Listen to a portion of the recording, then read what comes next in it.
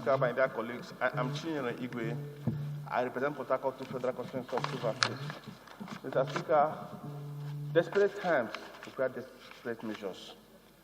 This matter finds relevance in the time in which we are in the world over, particularly in Nigeria. Mr. Speaker, coming back home, it beats my mind, beats my imagination why we cannot do things as a nation, why we cannot do things that will help the average Nigerian. Just look at this budget, good. There is no way that we cannot alter the 2020 Appropriation Act. We must. But in that alteration process, we must face the reality on ground. Just look at, for nearly 4 months, and in the next 3 months, we will live in the reality of the times in which we are. I wonder where we are spending so much money in the security architecture of this nation. Yes, Boko Haram is at war, we know. But we know that the greatest war now is COVID-19 pandemic.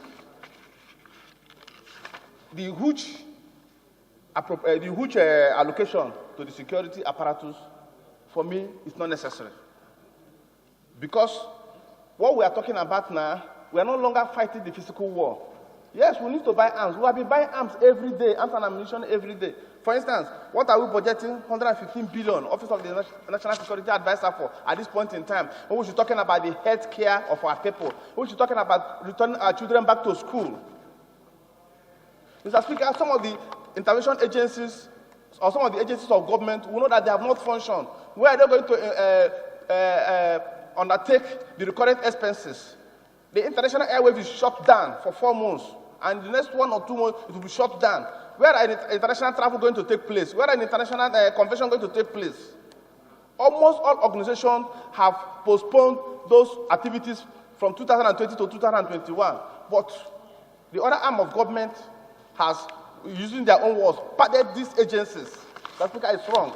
It therefore means that this parliament must come alive, particularly the Appropriation Committee and other relevant committees, to ensure that we take the reality of the time, the reality of the oil benchmark.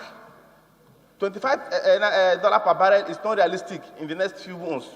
So we must come down and look at what is possible and what is realistic and cut our budget. There's no law that says that we shouldn't save. We must learn how to save. If we have all the money in 2020, we can save them for future generation or for next year. We must not spend everything, even though we are still talking of borrowing. So my dear colleagues, let us come back to reality and ensure that this budget, as we are going to alter it, let us alter it to the best interest of Nigeria.